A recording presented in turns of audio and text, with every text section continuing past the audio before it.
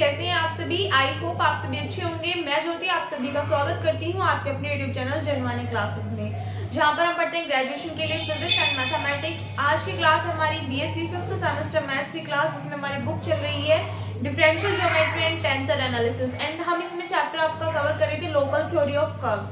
Last time पे हमने इसमें टॉपिक पढ़ा था ऑस्किलेटिंग प्लेन और उस पे बेस्ड क्वेश्चंस वगैरह किए थे। आई होप आपको वहां तक सब कुछ अच्छे से क्लियर हो गया होगा। सबसे ज्यादा लेंथी चैप्टर है आपका यही वाला फर्स्ट जो चैप्टर है, तो इसलिए इसमें ज्यादा टाइम लग रहा है। बीच में आपको पता है काफी दिनों से क्लासेस भी नहीं हो पा रही थी, ठीक है। सबसे पहली बात तो ये कि इस वाली बुक में जितने क्वेश्चंस, थ्योरम्स, डेफिनेशंस आपको कराई जा रही है वो सभी सफिशिएंट है। उससे ज्यादा तो आपको करने की जरूरत नहीं है, क्योंकि आपका जो एग्जाम है वो 30 को है, जहां तक पॉसिबिलिटी है। क्योंकि मोस्टली जो यूनिवर्सिटीज हैं आपको पता है कि बाकी का तो बाद में, लेकिन एक दो यूनिवर्सिटी ऐसी फंसी जिसका पहले एग्जाम है, तो 30 से पहले तो आपका नहीं है, तो 28 में 30 में तो कोशिश करेंगे जब तक मोस्टली सब कुछ आपका जो है इस वाली बुक से कवर हो जाए एग्जाम के पॉइंट ऑफ व्यू से, ठीक है। इंपॉर्टेंट क्वेश्चन सीरीज आपको पहले ही मिल जाएगी 25 तक की। तो देखो इसमें जितने क्वेश्चंस करा रही हूँ सफिशिएंट, इससे ज्यादा आपकी मर्जी, आप करना चाहते हैं कर सकते हैं, अदरवाइज रहने देना। तो एक क्वेश्चन आपके सामने लिखा हुआ है, prove that if this circle this and this has 3 point contact at the origin within the paraboloid this, then c is equals to this। तो देखो क्वेश्चन को करने के लिए डिफरेंशियल ज्योमेट्री में आपको क्वेश्चन को करने के लिए तीन चीजें पता होनी चाहिए। एक तो ये कि क्वेश्चन में गिवन क्या है, एक ये कि आपको फाइंड क्या करना है, और तीसरी बात कि कैसे करना है। अगर आपको इन तीनों के आंसर्स मिल गई तो क्वेश्चन को आप सोल्व कर लोगे, अदरवाइज फिर दिक्कत आएगी, ठीक है। तो देखो सबसे पहले आपको गिवन क्या है, आपको सर्कल की इक्वेशन दे रखी है और आपसे कहा क्या है, देखो दो तो सर्कल की इक्वेशन और एक आपको पैराबोलॉइड की इक्वेशन दे दी, ठीक है। आपसे कहा क्या है कि अगर सर्कल जो है उसके क्या है 3 पॉइंट कांटेक्ट है, किस पे, ओरिजिन पे, किसके साथ में, इस पैराबोलॉइड के साथ में, तो देन आपको प्रूफ क्या करना है कि c की वैल्यू ये होगी। तो आपको जो गिवन है उसको तो आप लेकर के चलोगे, भाई सर्कल की इक्वेशंस गिवन है, पैराबोलॉइड की इक्वेशंस गिवन है, फिर आप दिखाओगे क्या, आप लेकर के चलोगे कि जो 3 पॉइंट कांटेक्ट है उनको निकालोगे आप किस पे, ओरिजिन पे। जब आप उनको सॉल्व करोगे तो एक्चुअल में आपके पास c की वैल्यू निकल करके आएगी, जो कि क्या होगी l² + m² upon b, l² + a m²। और यही क्या करना है, हमें इसमें प्रूफ करके दिखाना है, ठीक है। आंसर्स आपको सभी मिल चुके हैं, क्वेश्चन को अपना सॉल्व करेंगे। सबसे पहले आपको सर्कल की इक्वेशन दी हुई है, इनको लिख लीजिए। गिवन दैट, थोड़ा सा साउंड आ रहा होगा आपको पीछे से, तो प्लीज आज के लिए उसको एडजस्ट कर लीजिएगा। दिया क्या हुआ है आपको, lx + my + nz, या फिर आप डायरेक्टली पहले लिख देना, given that the equation of the circle क्या दी हुई है, lx + my + nz is equal to 0, और सेकंड आपको क्या गिवन है, x² + y² + z² is equal to 2cz, ये गिवन है। अब एक काम करना है, हमें क्या निकालना है, पॉइंट कांटेक्ट निकालने हैं, वो भी किस पे, ओरिजिन पे। तो उसके लिए हम क्या करते हैं, डिफरेंशिएट करते हैं। तो आप इन इक्वेशन को फर्स्ट टाइम डिफरेंशिएट करोगे, फिर सेकंड टाइम डिफरेंशिएट करोगे। एक बार जब आप इसको फर्स्ट टाइम डिफरेंशिएट करोगे तो आपको ओरिजिन पे वैल्यू निकालनी है, फिर सेकंड टाइम डिफरेंशिएट करोगे देन आपको ओरिजिन पे वैल्यू निकालनी है। तो आपको 2 पॉइंट कांटेक्ट मिल जाएंगे। फिर उसके बाद में आपको एक पैराबोलॉइड की इक्वेशन दी हुई है, ये वाली, इसका भी आप 2 टाइम डिफरेंशिएशन करोगे, और सेकंड टाइम डिफरेंशिएशन करने पे उसको आप किस पे निकालोगे, एट द ओरिजिन पे। तो आपको क्या मिलेंगे, 3 पॉइंट कांटेक्ट मिल जाएंगे इन इक्वेशंस के थ्रू। तो उससे आपको क्या मिलेगी, फिर c की वैल्यू फाइंड आउट करनी है, ठीक है। तो सबसे पहले आप क्या करोगे, इसका डिफरेंशिएशन करोगे, ऑन डिफरेंशिएशन कर दीजिए। अब एक बात बताइए, मैंने कहा आपको x का डिफरेंशिएशन करना है, या फिर चलो मैंने कहा आपको y का डिफरेंशिएशन करना है x के रिस्पेक्ट में, ठीक है। तो आप इसको कैसे कैसे लिख सकते हो, आप कह सकते हो dy/dx, या फिर आप y को y' की फॉर्म में रिप्रेजेंट करते हो। इसका भी मतलब क्या हो रहा है कि y का डिफरेंशिएशन हो रहा है। ऑल्सो आप y को क्या लिख सकते हो, y डॉट की फॉर्म में लिख सकते हो। इसका मतलब भी क्या है कि y का डिफरेंशिएशन हो रहा है। अगर 2 टाइप डिफरेंशिएशन हो रहा है तो आप कैसे रिप्रेजेंट कर सकते हो, d2y/dx²। अगर डैश की फॉर्म में लिखना है तो आप क्या लिख सकते हो, y', एक और बार हो गया तो y', इस तरीके से। सेम ऐसे अगर डॉट की फॉर्म की बात करें तो y', इस टाइप से। तो अब आपकी मर्जी, आप कैसे भी रिप्रेजेंट करके लिख सकते हो, दिक्कत मत लेना। ये चीज आपको इसलिए बताइए क्योंकि बुक में जैसे सॉल्यूशन है तो वहां पे इस वाले चैप्टर में यूज किसका किया हुआ है, डॉट का यूज किया गया है डिफरेंशिएशन को शो करने के लिए, ठीक है। तो इसमें आप कंफ्यूज ना होइएगा कि पता नहीं ये डॉट ऊपर से क्यों लगा दी। जब हम इसका डिफरेंशिएशन करेंगे तो देखना l तो कांस्टेंट है, x का डिफरेंशिएशन करोगे आपको क्या मिलेगा x dot plus m into y का करोगे y dot plus n into z का करोगे क्या मिलेगा z dot is equals to 0। यहाँ पे कोई अनदर वेरिएबल है t, उसके रिस्पेक्ट में हम कर रहे हैं, ना तो हम x के रिस्पेक्ट में कर रहे हैं, ना y के और ना z के। अनदर वेरिएबल t है, उसके रिस्पेक्ट में हम कर रहे हैं। इसीलिए आप देखो, अगर मैं कहूँ कि x का डिफरेंशिएशन x के रिस्पेक्ट में करो तो आप क्या कहोगे कि 1 हो जाएगा। मैंने कहा x का डिफरेंशिएशन करो x के रिस्पेक्ट में तो कितना हो जाएगा 1। लेकिन अगर मैंने कहा कि t के रिस्पेक्ट में x का डिफरेंशिएशन करो तो आप क्या कहोगे dx अपॉन dt होगा। समझ रहे हो बात को? तो यही वाली चीज है कि अगर हम उसी टर्म के रिस्पेक्ट में करते हैं तो हमारे पास 1 होता है, अदरवाइज हम इसको ऐसे लिख सकते हैं। और अभी मैंने आपको बताया कि किसी अनदर वेरिएबल के रिस्पेक्ट में हो रहा हो तो आप ऐसे लिख दो या ऐसे लिख दो या फिर इसको x के ऊपर डॉट लगा करके लिख दो, एक ही बात है। कई दिन हो गए इसलिए सब चीजें आपको खुल करके बता रही हूँ कि अगर आप भूल गए होंगे तो आपको रिकॉल हो जाएगी वो चीजें। इसका करोगे, देखो एक्स स्क्वायर का करोगे पहले तो कितना आएगा 2x, फिर इस x का दोबारा से करोगे तो कितना आ जाएगा x डॉट, क्योंकि अभी बताया हम x के रिस्पेक्ट में नहीं कर रहे। अगर हम x के रिस्पेक्ट में करते तो कितना आ जाता 2x आ जाता डायरेक्टली, ठीक है। y स्क्वायर का करोगे कितना मिलेगा 2y, और y का करोगे तो y डॉट, z स्क्वायर का करोगे 2z, z का करोगे z डॉट। यहाँ से देखिएगा इधर z का करोगे तो कितना आ जाएगा z डॉट, क्योंकि 2c कैसी है कांस्टेंट टर्म है। इधर प्लस में इधर आकर के क्या हो जाएगी माइनस में, इज इक्वल्स टू में कितना आ गया 0। इम्प्लाइज दैट 2 सभी में कॉमन आ रहा है तो 0 में लेकर के चले जाओ, आपको क्या मिलेगा x into x dot plus y into y dot plus z into z dot minus के c into z dot is equals to 0। यहाँ पे हमारे पास में क्या था l x dot plus m y dot plus n z dot is equals to 0। इसको आप ऐड कर लीजिए क्या इक्वेशन नंबर फर्स्ट। तो पहले हमें क्या करना पड़ेगा, इसका अगेन डिफरेंशिएशन कर लो, उसके बाद दोनों को साथ में ओरिजिन पे निकाल लीजिएगा वैल्यूज, ठीक है। तो आप क्या लिखोगे ऑन अगेन डिफरेंशिएशन। जब आप इसका अगेन डिफरेंशिएशन करोगे तो यहाँ पे देखना l तो कांस्टेंट है, x का अगेन करोगे तो कितना आएगा x डबल डॉट, यानी कि x का 2 time differentiation plus m as it is y dot है तो कितना आ जाएगा y double dot, n as it is z का करोगे तो कितना आएगा z double dot is equals to 0। यहाँ से अगर आप देखोगे ये आपके पास में दो फंक्शन बन रहे हैं, एक तो x और एक x डॉट, ठीक है। तो दो फंक्शन का डिफरेंशिएशन कैसे करते हैं हम, first function as it is, second का डिफरेंशिएशन करोगे तो x डबल डॉट, इस बार second function as it is first का करोगे, देखो x का करोगे तो फिर से x डॉट आएगा, x डॉट पहले से ही है तो हम लिख सकते हैं x डॉट का स्क्वायर, इसको क्लियर। फिर यहाँ पे दो फंक्शन बन रहे हैं, y का एज इट इज रखोगे तो y डॉट का करोगे तो क्या मिलेगा y डबल डॉट, इस बार y डॉट का एज इट इज रखोगे, y का करोगे तो y डॉट मिलेगा, इट मींस हम इसको लिख सकते हैं y डॉट का square plus z as it is z double dot plus z dot as it is, z को करेंगे क्या मिलेगा z डॉट मिलेगा, तो इसका मतलब इसको भी हम क्या लिख सकते हैं z डॉट का स्क्वायर माइनस के c कांस्टेंट टर्म है, z का करोगे z डबल डॉट और इज इक्वल्स टू में कितना आ गया 0। ये हमारे पास में आ गई क्या इक्वेशन नंबर सेकंड। इनकी वैल्यूज हमें किस पे निकालनी है ओरिजिन पे, तो आप क्या लिखोगे from first at the origin, at the origin, origin पे क्या होता है हमारे पास z डॉट की वैल्यू 0 होती है। तो अगर आप यहाँ पे देखोगे तो आपको c z डॉट की जो वैल्यू है अगर वो हमारी 0 हो सो इम्प्लाइज दैट हम इसको कैसे लिख सकते हैं कि z डॉट हमारे पास में किसके इक्वल होगा 0 के इक्वल होगा। तो इन वैल्यूज को हमने कहां से निकाला इक्वेशन फर्स्ट से, इस वाले पार्ट से, तो कहां पुट कर दोगे आप इस वाले पार्ट में पुट करोगे तो देखिएगा z डॉट की वैल्यू हमारे पास में कितनी है 0, तो ये वाली टर्म तो क्या हो जाएगी 0 हो जाएगी। तो आपके पास में क्या आएगा l x dot plus m into y dot, और ये टर्म हमारी 0 हो गई तो इज इक्वल्स टू 0। ये एक इक्वेशन मिल गई, इसको ऐड कर लोगे आप क्या इक्वेशन नंबर थर्ड। ये तो किससे मिले हमें फर्स्ट वाली इक्वेशन से, सेम ऐसे किससे निकालोगे आप सेकंड वाली इक्वेशन से निकालोगे। एक बार पहले यहां तक का स्क्रीनशॉट ले लीजिए।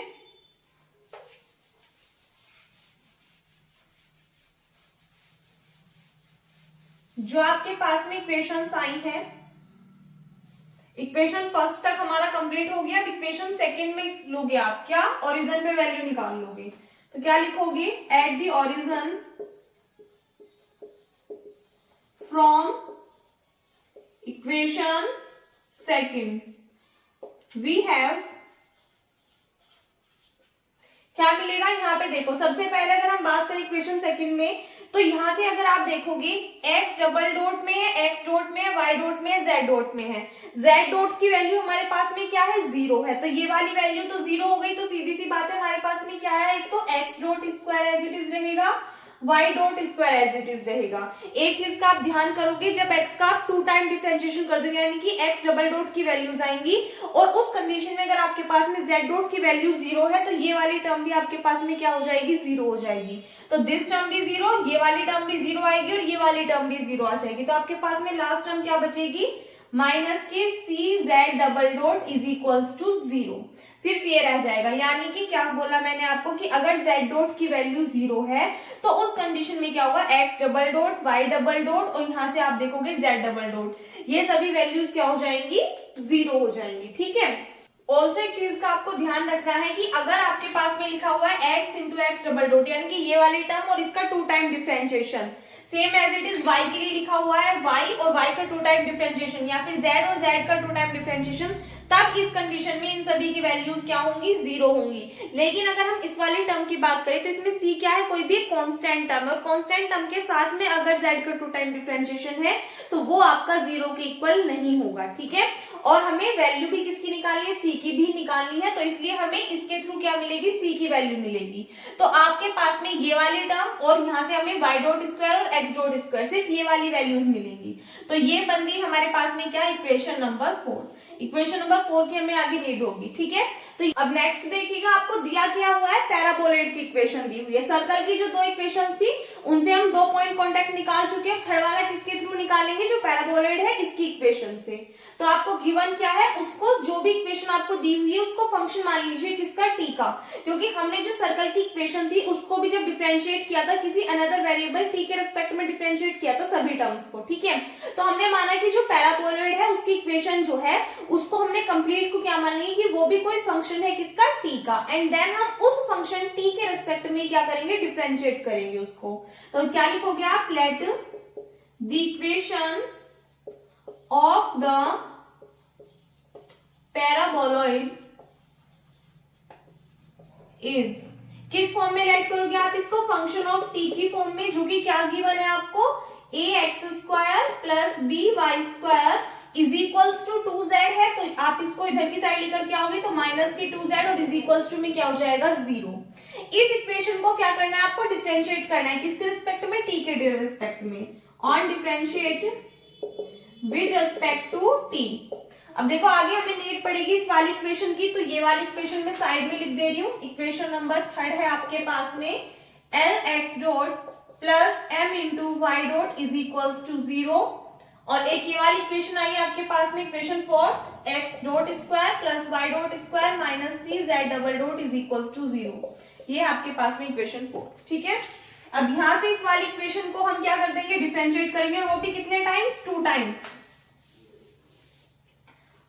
एक बार डिफरेंशिएट करोगे एफ डैश टी की वैल्यू आपको मिलेगी, ए कांस्टेंट टर्म है, एक्स स्क्वायर का डिफरेंशिएशन करोगे क्या आएगा, 2x, और x का आप अगेन करोगे, क्योंकि वेरिएबल क्या है, टी के रिस्पेक्ट में कर रहे हैं, तो x का अगेन करोगे क्या मिलेगा आपको, x डॉट, b कांस्टेंट है, y स्क्वायर का करोगे तो 2y, y का करोगे तो क्या मिलेगा, y डॉट, माइनस के 2 एज इट इज, z का डिफरेंशिएशन करोगे तो क्या मिलेगा, z dot is equals to 0।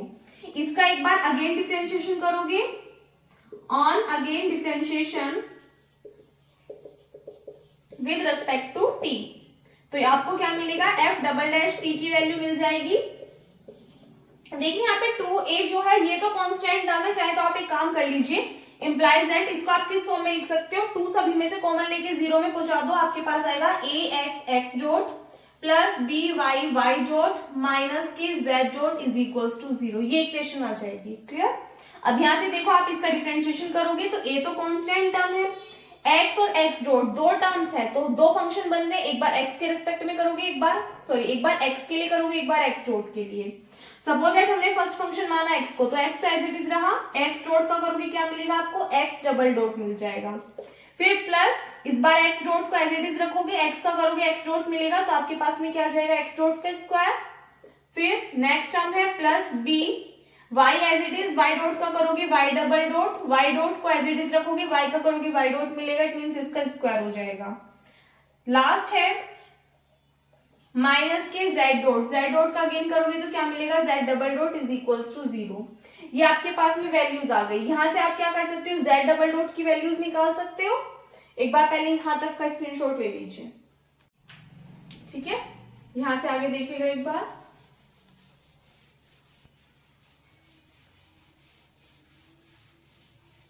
क्या करोगे अब आप ओरिजिन पे वैल्यू निकालोगे इसकी, एट द ओरिजिन। ओरिजिन पे क्या होता है, जेड डॉट की वैल्यू किसके इक्वल होती है, 0 के इक्वल। तो ये वाली वैल्यू आप यहाँ पुट करोगे और ध्यान रखना जब भी आप ओरिजिन पे वैल्यू निकालोगे तो जेड डॉट भी आपका 0 होगा। ऑल्सो कोई टर्म है और उसका अगेन 2 टाइम डिफरेंशिएशन है, दोनों मल्टीप्लाई में है तो इसकी वैल्यू भी 0 होगी। अगर y डबल डॉट लिखा हुआ है इसकी वैल्यू भी 0 होगी, z डबल डॉट लिखा हुआ है तो इसकी वैल्यू भी क्या होगी, 0। लेकिन अगर कोई भी कांस्टेंट टर्म है और z डबल डॉट या फिर कोई भी कांस्टेंट टर्म है y डबल डॉट या फिर सिंगल फॉर्म में लिखा हुआ है z डबल डॉट या x डबल डॉट, इन सभी की जो वैल्यूज है वो आपकी 0 नहीं होंगी। ये बात क्लियर रखना माइंड में। ओरिजिन पे किस किस की वैल्यू 0 होती है, या तो z डॉट की वैल्यू 0 होगी या फिर कोई भी टर्म उसका 2 टाइम डिफरेंशिएशन, दोनों टर्म का मल्टीप्लायर जो होगा वो आपका 0 के इक्वल होगा। क्लियर है बात। अब जो हमारे पास में इक्वेशन आई है उसकी वैल्यू निकालिए हम किस पे, ओरिजिन पे। तो यहाँ से आप देखिएगा a तो कांस्टेंट टर्म है, यहाँ पे x लिखा हुआ है, x का 2 टाइम डिफरेंशिएशन, दोनों मल्टीप्लाई में तो इसकी वैल्यू तो क्या हो गई, 0। प्लस के है x डॉट स्क्वायर, तो हमें क्या मिलेगा, a into x dot square, because ये इसकी मल्टीप्लाई में है। फिर नेक्स्ट टर्म है प्लस के b, देखो y और y डबल डॉट है तो इसकी वैल्यू तो 0 हो गई, तो सिर्फ कितना मिला आपको, y dot square minus z double dot, ये तो सिंगल है तो इसलिए एज इट इज रहेगा, is equals to 0। Implies that यहाँ से हम z डबल डॉट की वैल्यू निकाल सकते हैं, माइनस में दूसरी साइड जाएगा, किस में कन्वर्ट हो जाएगा, प्लस में। तो इसकी वैल्यू आपके पास में क्या आ गई, a x dot square plus के b y डॉट स्क्वायर। इसको ऐड कर लीजिए आप, क्या, इक्वेशन नंबर 5। अब देखो यहाँ पे हमने इक्वेशन 5 जो आई है इससे हमें किसकी वैल्यू मिली, z डबल डॉट की। तो इस वैल्यू को आपको कहाँ पुट करना है, जो हमारे पास इक्वेशन 4 थी उसमें पुट करना है। करेंगे,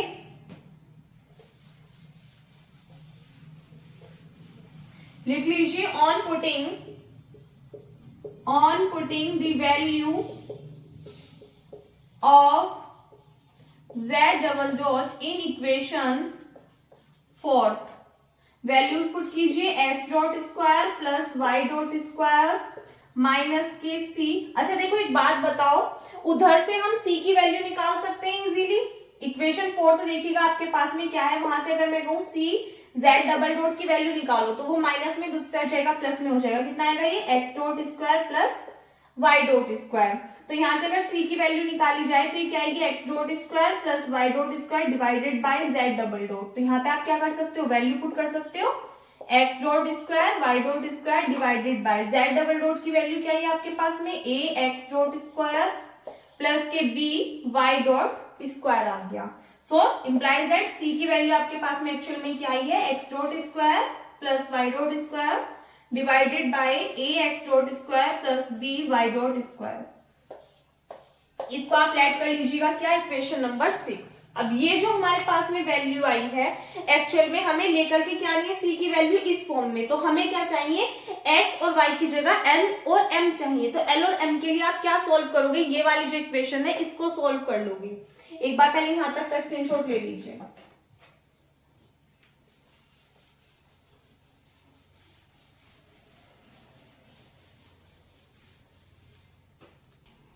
क्या लिखोगे अब आप, ऑन सॉल्विंग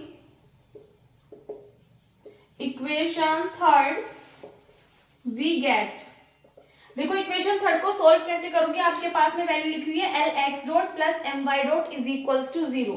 तो यहाँ पे जब आप एक्स डॉट के लिए सोल्व करोगे तो उसके अपॉन में किसका कोफिशिएंट आएगा, जो वाई डॉट का कोफिशिएंट है वो, तो x dot upon m is equals to y dot के लिए निकालोगे तो क्या आएगा आपके पास में, जो एक्स डॉट का कोफिशिएंट है वो, और बीच वाली जो टर्म होगी वो कैसी होगी आपकी, निगेटिव होगी। Also x dot y dot, z dot की हमें वैल्यू निकालनी है, जेड डॉट हमारे पास में कुछ भी नहीं है तो इसकी वैल्यू आप क्या लेकर के चल सकते हो, अपॉन में 0, और इसको आप ऐड कर लीजिए किसी भी कांस्टेंट टर्म के इक्वल। बल्कि हमारे पास में जेड डॉट है ही नहीं तो आप चाहे तो इस वाली टर्म को नेग्लेक्ट कर सकते हो और डायरेक्टली आप इसको के कोई भी कांस्टेंट के इक्वल ऐड कर सकते हो। इससे होगा क्या, यहाँ से आप इजीली एक्स डॉट और वाई डॉट की वैल्यूज निकाल सकते हो, जिन वैल्यूज को आपको कहाँ पुट करना है, इक्वेशन नंबर 6 में पुट करना है। ठीक है, तो आप यहाँ से वैल्यूज निकाल लीजिए, इंप्लाइज दैट एक्स डॉट की वैल्यू आपके पास में क्या आएगी, एम की मल्टीप्लाई के में कीजिए तो एम इंटू के। ऑल्सो वाई डॉट की अगर आप वैल्यू निकालोगे तो ये माइनस साइन जो है वो आप डिनोमिनेटर में भी ले सकते हो, क्योंकि माइनस है, या तो न्यूमरेटर में ले लो या फिर आप डिनोमिनेटर में ले लो, उससे कोई इफेक्ट नहीं पड़ेगा। तो आपके पास में वैल्यू क्या आएगी, माइनस के एल इंटू के। इन दोनों वैल्यूज को कहां पुट करोगे, इक्वेशन 6 में। तो क्या लिखोगे, on putting the values of x dot and y dot in equation 6। Equation 6 में वैल्यू पुट कीजिए, x c is equals to x dot का स्क्वायर है, it means m into k का भी क्या होगा, स्क्वायर होगा, तो m square into k square लिख सकते हैं आप इसको, प्लस y डॉट का स्क्वायर है तो इसको आप क्या करोगे, देखो माइनस का स्क्वायर करोगे क्या हो जाएगा, प्लस, तो यहाँ पे वैल्यू क्या आएगी, l square into k square divided by a into x dot का स्क्वायर करोगे means m square into k square, plus b as it is y dot का स्क्वायर करोगे तो माइनस का स्क्वायर क्या हो जाएगा, plus, so l square into k square आ जाएगा। अगर आप देखो यहाँ पे भी के स्क्वायर है, यहाँ पर भी सेम, इस टर्म में भी, इस टर्म में भी, तो क्या कर सकते हो आप, यहाँ से इसको कॉमन ले सकते हो, कॉमन ले लीजिए ऊपर से भी और नीचे से भी, तो यहाँ पे आपके पास में क्या आएगा, के स्क्वायर आपने बाहर कॉमन ले लिया, अंदर क्या आ गया, m square plus l square divided by, यहाँ से जब आप के स्क्वायर बाहर कॉमन लोगे तो अंदर कितना बचेगा, a m square and plus b l square, ठीक है। के स्क्वायर से के स्क्वायर क्या हो जाएगा, कैंसिल आउट हो जाएगा, तो आपके पास में कितना आ गया, m square plus l square, चाहे तो आप इसको अरेंज कर सकते हो आगे पीछे, प्लस में है टर्म्स, तो l square plus m square divided by a m square plus b l square. ये हमारे पास किसकी वैल्यू आई है, सी की वैल्यू, और हमें प्रूफ भी क्या करना था कि सी किसकी इक्वल होगा, l square plus m square upon b l square plus a m square. इसको भी आगे पीछे कर दो, उससे भी कोई फर्क नहीं पड़ेगा, तो कितना आएगा, b l square plus a m square, और यही हमें क्या करना था, इसमें प्रूफ करके दिखाना था, ठीक है। क्या किया हमने क्वेश्चन में, एक बार दोबारा से जल्दी से समझ लीजिए। हमारे पास में दो सर्कल की इक्वेशन थी, हमने उनको फर्स्ट टाइम डिफरेंशिएट किया, सेकंड टाइम डिफरेंशिएट किया। फर्स्ट टाइम डिफरेंशिएट करके ओरिजिन पे वैल्यूज निकाली, सेकंड टाइम डिफरेंशिएट करके ओरिजिन पे वैल्यूज निकाली। फिर जो पैराबोलॉइड की इक्वेशन थी उसको हमने डिफरेंशिएट किया 2 टाइम्स एंड देन हमने उसकी ओरिजिन पे वैल्यू निकाली, और उन्हीं सभी वैल्यूज को आपस में सोल्व किया तो हमारे पास में सी की वैल्यू आ गई, ठीक है। इंपॉर्टेंट क्वेश्चन है, कई बार आपका पूछा गया है, ठीक है, नोट कीजिए इसको। नेक्स्ट क्वेश्चन देखिएगा, ये आपका ऑस्कुलेटिंग प्लेन के ऊपर क्वेश्चन है और काफी इंपॉर्टेंट और अच्छा क्वेश्चन है। क्वेश्चन में आपसे कहा है for the curve x is equals to this, y is equals to this and z is equals to this, show that any plane meets it in 3 points and reduce the equation to the osculating plane at t is equals to t1। तो question में आपसे कहा है कि कोई भी curve है जिसके लिए आपको x, y और z की वैल्यूज गिवन है, तो आपको शो करके दिखाना है कि कोई भी प्लेन जो है कर्व के किन्हीं भी 3 पॉइंट्स पे मिलता है, और आपको ऑस्कुलेटिंग प्लेन की इक्वेशन फाइंड आउट करनी है किस पे, t is equals to t1 पर, ठीक है। ये दो आपको काम करने हैं। अब पहली बात तो ये कि आपको दिखाना है कि कोई भी प्लेन जो है कर्व पे 3 पॉइंट्स पे मीट करता है। इट मींस आपको पहले तो बात क्या है कि प्लेन की इक्वेशन पता होनी चाहिए। प्लेन की इक्वेशन जिस भी वेरिएबल की फॉर्म में आप लेट करोगे वहां से आपको कोई भी 3 पॉइंट्स मिलने चाहिए, यानी कि उस वेरिएबल की कितनी वैल्यूज आनी चाहिए, 3 वैल्यूज आनी चाहिए। तभी तो हम कहेंगे कि कोई भी कर्व है जिसपे कोई भी 3 पॉइंट लाई करते हैं, जिसपे कि कर्व हमारा क्या कर रहा है, मीट कर रहा है। तो एक तो आपको ये चीज बतानी है, और दूसरी आपको क्या शो करके दिखाना है कि जो ऑस्कुलेटिंग, ये तो आपको शो करके दिखाना है, ठीक है, क्या कि कोई भी आपके पास में प्लेन है और उस पे आपको 3 पॉइंट्स मिल रहे हैं जिसपे कोई भी कर्व मीट कर रहा है, ठीक है। दूसरी चीज आपको ऑस्कुलेटिंग प्लेन की इक्वेशन फाइंड आउट करनी है t is equals to t1 पर। ऑस्कुलेटिंग प्लेन की इक्वेशन क्या होती है, अगर आपको याद हो, capital R minus small r dot और r double dot is equals to 0 ये होती है। यहाँ पे कैपिटल R क्या है, पोजीशन वेक्टर है, ठीक है। क्या है ये, पोजीशन वेक्टर। आपके पास में ए पोजीशन सॉरी R तो आपके पास में क्या आ जाएगा, कोई भी वेक्टर फॉर्म आ जाएगी जो कि आपको पॉइंट्स गिवन होंगे उसके लिए। यानी कि अगर आपको याद हो कैपिटल R आपका किसके इक्वल होता है, x into y into z के इक्वल नहीं होता, तो x, y और z की जो वैल्यूज है वो पुट कर दोगे तो ये तो आपके पास में किसकी वैल्यू आ जाएगी, कैपिटल R की। और जो स्मॉल r है ये आपके पास में क्या है, पोजीशन वेक्टर है। x का एक बार डिफरेंशिएशन करोगे तो r डॉट निकल जाएगा, अगेन डिफरेंशिएशन करोगे तो क्या मिल जाएगा आपको, r डबल डॉट की वैल्यू मिल जाएगी, ठीक है। इन वैल्यूज को यहाँ पे पुट करोगे, देन सोल्व कर दोगे तो ऑस्कुलेटिंग प्लेन की इक्वेशन आ जाएगी। एक बात और आपको पता है, capital R minus small r निकाल लोगे, इनके बीच में कॉमास है फॉर्मूले में, लेकिन जब आप इसको सोल्व करते हो तो मल्टीप्लाई आ जाती है, यानी कि इन दोनों की मल्टीप्लाई करोगे, जो वैल्यू आएगी उसकी इसमें मल्टीप्लाई करोगे। ठीक है, इस तरीके से हम क्या करते हैं, सोल्व करते हुए चलते हैं। चलो तो स्टार्टिंग से अपने स्टार्ट करते हैं। सबसे पहले हमें तो पता नहीं है कि प्लेन की इक्वेशन क्या होगी, लेकिन एक्चुअल में जो जनरल फॉर्म होती है प्लेन की इक्वेशन की वो क्या होती है, ax plus by plus cz plus d is equals to 0। तो उसको आप क्या करोगे, लेट कर लोगे। तो क्या लिखोगे, let the equation of the plane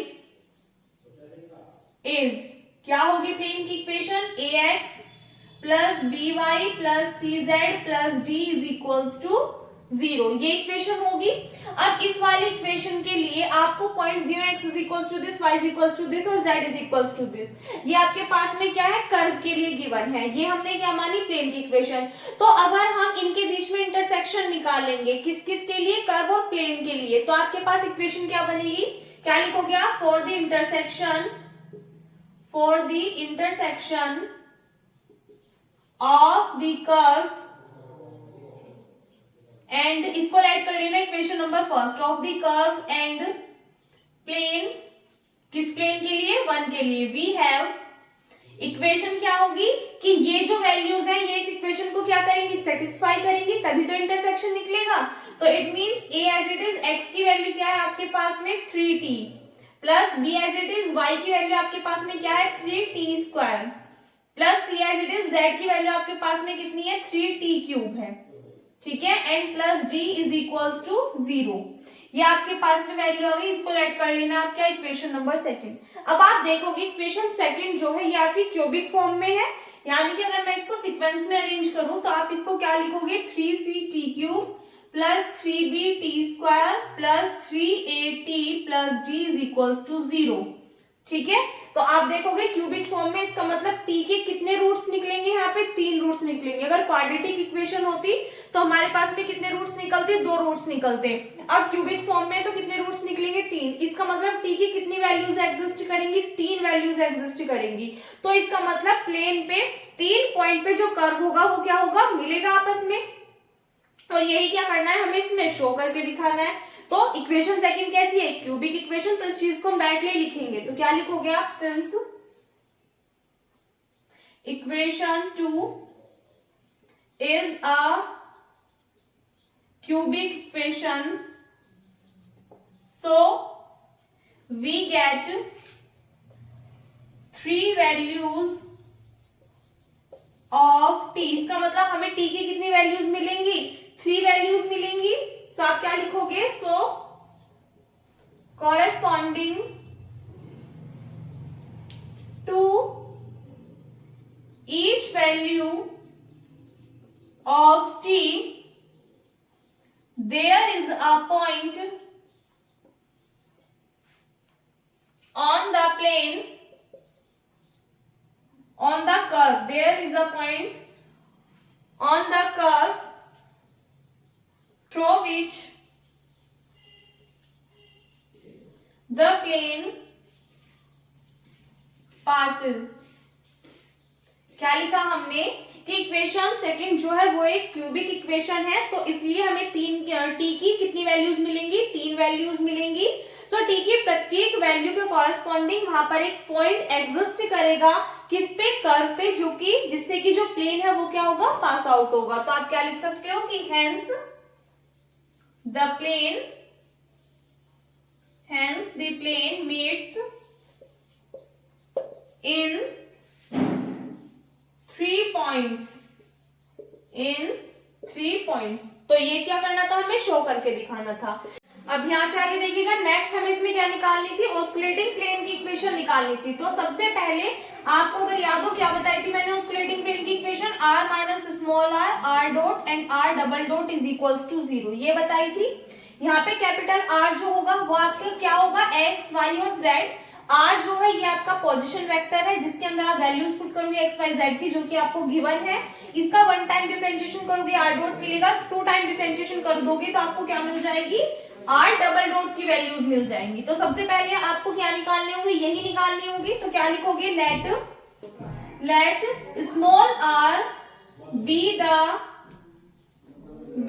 position vector, let small r be the position vector of any point at the curve, so we get, आपको स्मॉल आर की वैल्यू क्या मिल जाएगी, यहां से देखिएगा x की वैल्यू क्या है 3t, y की वैल्यू क्या है 3t² एंड z की वैल्यू आपके पास में क्या है 3t³ है। ठीक है, एक चीज का ध्यान करना है, यहाँ पे एक छोटी सी मिस्टेक है, यहाँ पे 3 नहीं है, यहाँ पे क्वेश्चन में 2 है। ठीक है, तो इसको सही कर लीजिएगा, यहाँ पे क्या है 2 है। अब आप क्या करोगे, आप इसका वन टाइम डिफरेंशिएशन करोगे तो r डॉट की वैल्यू आपको क्या मिलेगी, देखो डिफरेंशिएशन किसके रेस्पेक्ट में करें, t के रेस्पेक्ट में, तो t का कर दोगे 1 तो कितना मिलेगा 3, यहाँ पे करोगे कितना मिल जाएगा 6t, 2 3 6t² हो जाएगा। ठीक है, आप इसका क्या करोगे, अगेन डिफरेंशिएशन करोगे, देखो 3 कांस्टेंट टर्म है, इसका डिफरेंशिएशन क्या मिलेगा 0, यहाँ पे करोगे 6 2 12t मिल जाएगा आपको। ठीक है, अब देखो ये आपके पास में वैल्यूज आ गई, मैं कहूँ यहाँ से सभी में कितना आ रहा है 3 आ रहा है, तो आप 3 कॉमन ले सकते हो, क्या मिलेगा आपको 1 3 2 60 और 3 2 6t²। ऑल्सो यहाँ पे अगर आप देखोगे 6 यहाँ से आप बाहर कॉमन ले सकते हो, तो 0 1 और 6 2 12t, ये वैल्यूज मिल जाएंगी। ठीक है, अब हम क्या निकालेंगे यहाँ से, r dot cross r double dot, ये हमारे पास में पोजीशन वेक्टर है और क्रॉस किसको रिप्रेजेंट करता है, यहाँ पे हमारा वेक्टर फॉर्म को रिप्रेजेंट कर रहा है। तो आपको पता है डॉट प्रोडक्ट और क्रॉस प्रोडक्ट दोनों में डिफरेंस होता है, डॉट प्रोडक्ट आप डायरेक्टली कर देते हो और क्रॉस प्रोडक्ट के लिए आपको क्या करना पड़ता है, डिटरमिनेंट जो डिटरमिनेंट वाला रूल होता है उसको आप फॉलो करते हैं, तो उसी के थ्रू सॉल्व करेंगे। अच्छा, ये निकाल क्यों रहे हैं, ऑस्कुलेटिंग प्लेन की इक्वेशन आपको बताई थी r माइनस r डॉट और r डबल डॉट होती है, यानी कि हमें इनका भी मल्टीप्लाई करना पड़ता है और फिर जो वैल्यू आती है उसको इसमें भी मल्टीप्लाई करना पड़ता है। तो हम क्या करेंगे, पहली वैल्यू निकाल लेंगे ताकि डायरेक्टली वैल्यूज पुट कर दें, चाहे आप वहां पे भी कर लो तो बात एक ही पड़ेगी।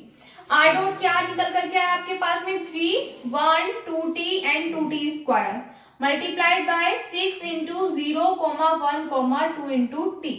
ठीक है, अब यहाँ से देखो 3 6 कितने हो जाएंगे 18, इनको आपको किसके लिए सॉल्व करना है, डिटरमिनेंट के थ्रू सॉल्व करना है, 0 1 2t। डिटरमिनेंट कैसे सॉल्व करते हैं, देखो पहले वाले के लिए ये बन रहा है, किसके लिए 2/3 का बन रहा है ये, यानी कि इसमें 2 तो आपके पास में रोज है और 3 क्या है कॉलम्स है। अगर 2/2 का होता तो डायरेक्टली हो जाता इसकी इसमें मल्टीप्लाई माइनस साइन इसकी इसमें मल्टीप्लाई। ठीक है, अब ये 3 कॉलम वाला आ रहा है तो कैसे सॉल्व करोगे, ध्यान से देखना, पहले इसके लिए सॉल्व करेंगे तो फर्स्ट टर्म आएगी पॉजिटिव, तो आप इसको छोड़ दोगे, इन दोनों को सॉल्व करोगे तो इसकी इसमें मल्टीप्लाई करोगे कितना आएगा 4t², बीच में माइनस साइन इसकी इसमें मल्टीप्लाई करोगे कितना आएगा 2t², फिर कॉमा, सेकंड के लिए लोगे तो माइनस साइन आएगा, ध्यान रखना। अब इनको आप छोड़ दीजिए, इसकी इसमें मल्टीप्लाई करो कितना आएगा 2t, इसकी इसमें करोगे कितना हो जाएगा 0, फिर कॉमा। अब थर्ड वाले के लिए करेंगे, थर्ड वाला पॉजिटिव होता है तो इसको छोड़ दीजिए, इसकी इसमें करोगे 1, माइनस साइन इसकी इसमें करोगे 0, तो सिर्फ कितना रह जाएगा आपके पास में 1। It means r dot cross r double dot की वैल्यू आपके पास में क्या निकल करके आ गई, ये निकल करके आ गई। इसको आप चाहे तो लेट कर लीजिएगा, क्या इक्वेशन नंबर 3 लेट कर लेना। ठीक है, नाउ हमारे पास में ऑस्कुलेटिंग प्लेन की इक्वेशन क्या आती है, आप लिखोगे the equation of the oscillating plane at t is equals to t1 क्या होगी, capital R minus r dot and r double dot is equals to 0। इसमें वैल्यूज पुट कर लीजिए, एक बार पहले यहां तक का स्क्रीनशॉट ले लीजिए।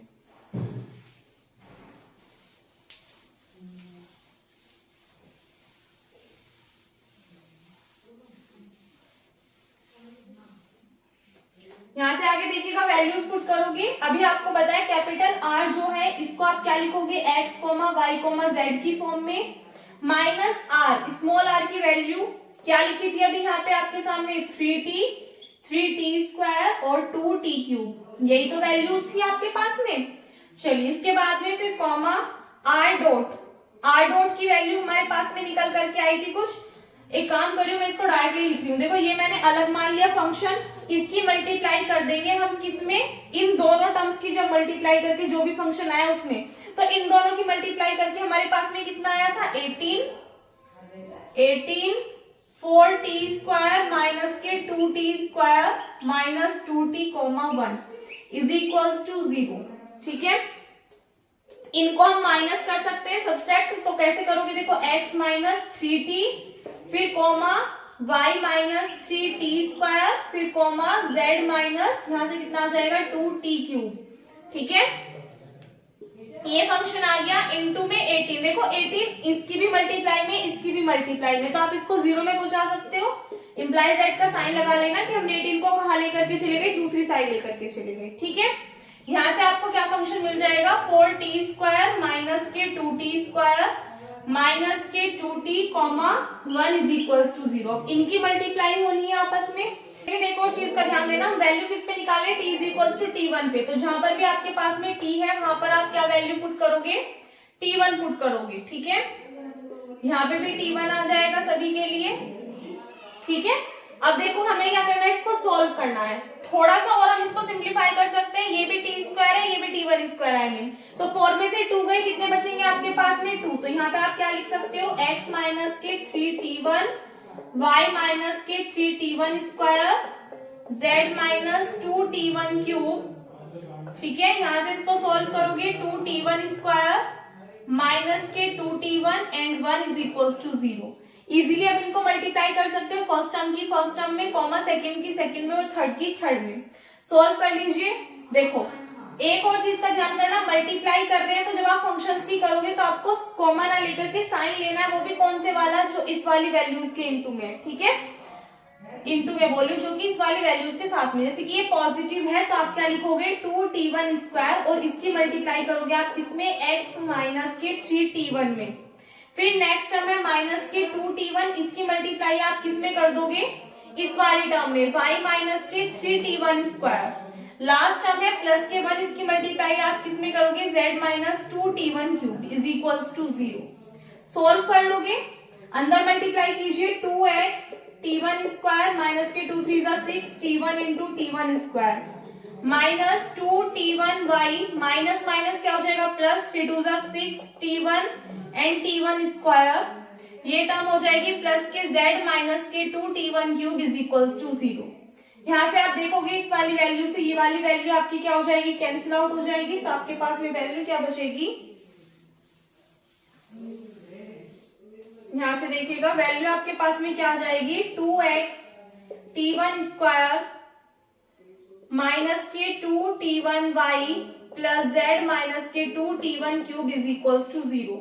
ये जो 2 1³ है ये माइनस का दूसरी साइड ले जाइए, किसमें कन्वर्ट हो जाएगा, प्लस में। तो 2x t1² माइनस के 2y t1 इस फॉर्म में लिख सकते हैं इसको, plus z is equals to 2t1³।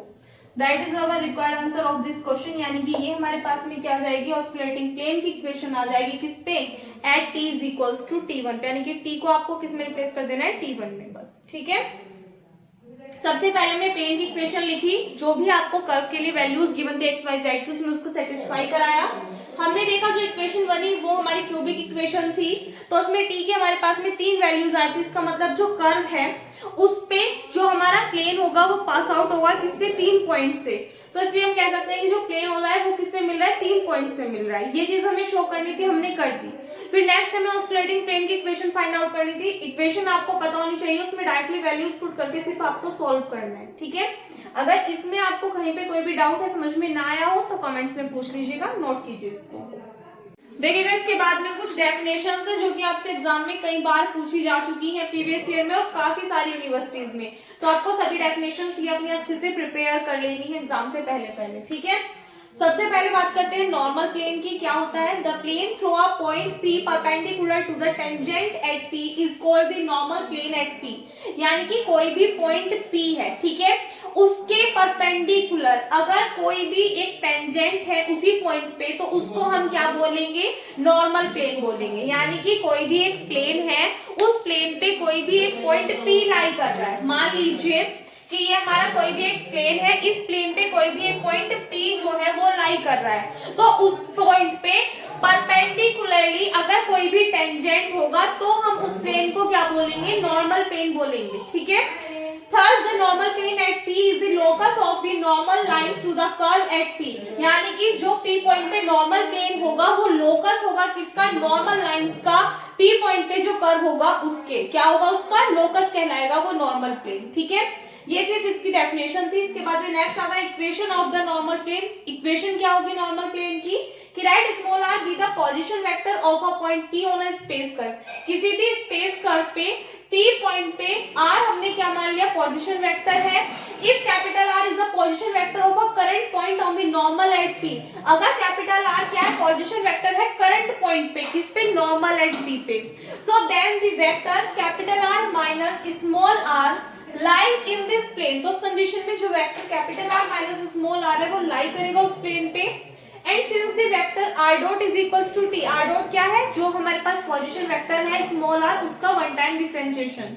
अगर ये किसके इक्वल हो, t के इक्वल हो, तो that is perpendicular to this plane. और ये क्या हो, परपेंडिकुलर, यानी कि ये जो वेक्टर है ये परपेंडिकुलर है किसके, नॉर्मल प्लेन के।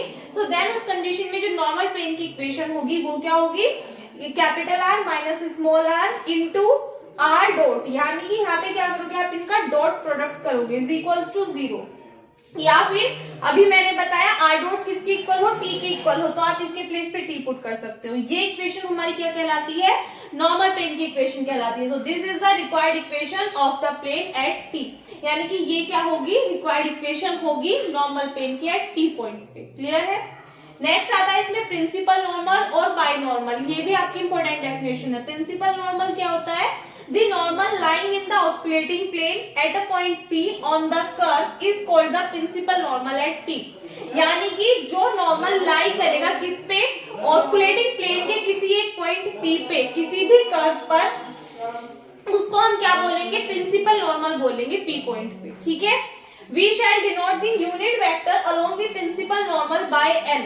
यानी कि हम क्या करते हैं, जो यूनिट वेक्टर होता है किसी भी प्रिंसिपल नॉर्मल के अलोंग, उसको हम किससे रिप्रेजेंट करते हैं, स्मॉल n से रिप्रेजेंट करते हैं। ठीक है, फिर नेक्स्ट आता है binormal, the normal perpendicular to the principal normal. यानी कि वो नॉर्मल जो कि प्रिंसिपल नॉर्मल के कैसा हो, परपेंडिकुलर हो, उसको आप क्या बोलोगे, बायनॉर्मल कहोगे। एंड इसको आप डिनोट किससे करोगे, b से, स्मॉल b से डिनोट करोगे। ठीक है, ये डेफिनेशन थी, आपको सभी ध्यान रखनी है। 2-3 और है वो लिखा रही हूँ, एक बार पहले यहाँ तक का स्क्रीनशॉट ले लीजिए। देखिएगा इसके बाद में 3 डेफिनेशंस और है, इनको करेंगे बाद में। क्वेश्चन है जिनको हम नेक्स्ट लेक्चर में कवर करेंगे। फिर फर्स्ट है कर्वेचर, क्या होगी, the arc rate of the rotation of the tangent in a sense dt upon ds is called the curvature vector और सर्कुलर कर्वेचर। यानी कि जो आर्क रेट होगी किसकी, टेंजेंट के रोटेशन की, जिसको आप किसे रिप्रेजेंट करोगे, dt अपॉन ds से, उसको हम क्या बोलेंगे, कर्वेचर वेक्टर बोलेंगे या फिर सर्कुलर कर्वेचर बोलेंगे। If magnitude is usually denoted by kappa, इसका जो मैग्नीट्यूड होगा उसको आप यूजुअली किससे डिनोट करोगे, कप्पा से। देखो k जो होता है, k को हम इस तरीके से बनाते हैं, लेकिन कप्पा का जो साइन होगा उसके लिए आपको ये थोड़ा सा ऐसे और इसको सीधा करके बनाना। ठीक है, तो ये थोड़ा k से डिफरेंट होगा, तो इसमें कंफ्यूज मत हो जाना, कभी हर जगह k ही बना दो आप। ठीक है, तो अगर हम dt अपॉन ds का मैग्नीट्यूड लेंगे तो उसको आप किससे डिनोट करोगे, कप्पा से डिनोट करोगे। साइड में मैंने लिख भी दिया, बोलोगे क्या उसको आप। ठीक है, तो ये आपको ध्यान रखना है। फिर नेक्स्ट आता है स्क्रू कर्वेचर। स्क्रू कर्वेचर क्या होगा, the arc rate of the rotation of the principal normal. यहाँ पे देखना, यहाँ पे क्या था, arc rate of the rotation of the tangent. अगर टेंजेंट की रोटेशन की आर्क रेट ले रहे हो तो कर्वेचर बोलोगे, लेकिन अगर प्रिंसिपल नॉर्मल के रोटेशन की आर्क रेट बोल रहे हो तो उसको आप क्या बोलोगे, स्क्रू कर्वेचर बोलोगे। कर्वेचर क्या होगी, टेंजेंट के रोटेशन की आर्क रेट। ठीक है, और स्क्रू कर्वेचर क्या होगी, प्रिंसिपल नॉर्मल के रोटेशन की आर्क रेट, जिसको आप रिप्रेजेंट किससे करोगे, dn अपॉन ds से। अच्छा, n क्यों लिया, क्योंकि प्रिंसिपल नॉर्मल को हम किससे रिप्रेजेंट करते हैं, n से रिप्रेजेंट करते हैं। ठीक है, तो dn upon ds is called the skew curvature and its magnitude is, इसका जो मैग्नीट्यूड होगा वो क्या होगा, under root kappa square plus torque का स्क्वायर। टॉर्क क्या होगा, उसकी डेफिनेशन नीचे लिखी हुई है। तो अगर स्क्रू कर्वेचर को निकालने की बात की जाए, इस फॉर्मूले से निकाल लोगे। नेक्स्ट आता है टॉरिजन, क्या होगा, the arc rate at which the binormal changes direction. यानी कि वो आर्क रेट जिसपे जो बायनॉर्मल है, बायनॉर्मल के भी आपको डेफिनेशन लिखाई थी, तो वो आर्क रेट जिसपे जो बायनॉर्मल है वो अपनी डायरेक्शन को चेंज कर दे। यानी कि dv अपॉन ds की वैल्यू निकालोगे आप किस पे, p पॉइंट पे, जो कि मूव कर रहा है अलोंग द कर्व, किसी भी कर्व के अलोंग, तो उसको आप क्या कहोगे, टॉरिजन वेक्टर कहोगे उस कर्व का। And its magnitude is denoted by torque, और इसका जो मैग्नीट्यूड है उसका आप किससे रिप्रेजेंट करोगे, टॉ से रिप्रेजेंट करोगे। क्लियर है। The torsion tau may be positive as well as negative direction. देखो जब ये किसी भी कर्व के अलोंग मूव कर रहा है, किसी भी डायरेक्शन में मूव कर सकता है, पॉजिटिव डायरेक्शन में भी और निगेटिव डायरेक्शन में भी, तो इसलिए लिखा हुआ है कि जो टॉर्क होगा वो आपका पॉजिटिव भी हो सकता है और निगेटिव डायरेक्शन में भी हो सकता है। So therefore torque is determined both in magnitude and direction। तो जो टॉर्क है उसको हम दोनों फॉर्म में रिप्रेजेंट कर सकते हैं, मैग्नीट्यूड फॉर्म में भी और डायरेक्शन के लिए भी। तो टॉर्क हमारे किसके इक्वल होगा, modulus of dB upon ds। dB upon ds क्या है हमारे पास में, टॉरिजन है। ठीक है। So the reciprocal of the torsion is called the radius of torsion। अगर हमें इस टॉरिजन की रेडियस निकालनी है तो क्या करेंगे, हम इस टॉरिजन का रिवर्स कर देंगे, उल्टा कर देंगे, तो आपको क्या मिल जाएगी, रेडियस मिल जाएगी। And is usually denoted by sigma, और इसको आप रिप्रेजेंट किससे करोगे, सिग्मा से रिप्रेजेंट करोगे। तो सिग्मा किसके इक्वल आ जाएगा, 1 अपॉन टॉ के इक्वल आ जाएगा। क्लियर है। दोबारा से समझ लीजिए, कर्वेचर क्या थी कि अगर आप किसी भी टेंजेंट के रोटेशन के आर्क रेट निकालोगे, यानी कि dt अपॉन ds निकालोगे, उसको आप क्या बोलोगे, कर्वेचर बोलोगे। ठीक है। अगर कर्वेचर के मैग्नीट्यूड की बात की जाए, यानी कि dt अपॉन ds के मैग्नीट्यूड की बात की जाए, तो उसको आप यूजुअली किससे डिनोट करोगे, कप्पा से डिनोट करोगे। नेक्स्ट आता है स्क्यू कर्वेचर। क्या होगी कि अगर आप प्रिंसिपल नॉर्मल के रोटेशन का आर्क रेट निकालोगे, यानी कि आप dn अपॉन ds की वैल्यू निकालोगे, तो उसको आप क्या बोलोगे, स्क्यू कर्वेचर बोलोगे। एंड इसका मैग्नीट्यूड जब आप निकालोगे तो वो किसके इक्वल होगा, under root kappa square plus tau का स्क्वायर। ठीक है। फिर लास्ट आता है टॉरिजन। टॉरिजन क्या होगा कि वो आर्क रेट जिसपे जो बाइनॉर्मल है वो चेंजेस हो, उसकी जो डायरेक्शन होती है वो चेंज हो जाती है, यानी कि dB अपॉन ds की वैल्यू निकालोगे आप T पॉइंट पे, जो कि मूव करता है किसी भी कर्व के अलोंग, तो उसको आप क्या बोलोगे, टॉरिजन वेक्टर बोलोगे उस कर्व का। और इसका जो मैग्नीट्यूड होगा उसको आप किससे रिप्रेजेंट करोगे, टॉर्क से रिप्रेजेंट करोगे। और जो टॉरिजन होता है tau may be positive as well as negative, यानी कि जो टॉरिजन होगा वो पॉजिटिव भी हो सकता है और निगेटिव भी हो सकता है।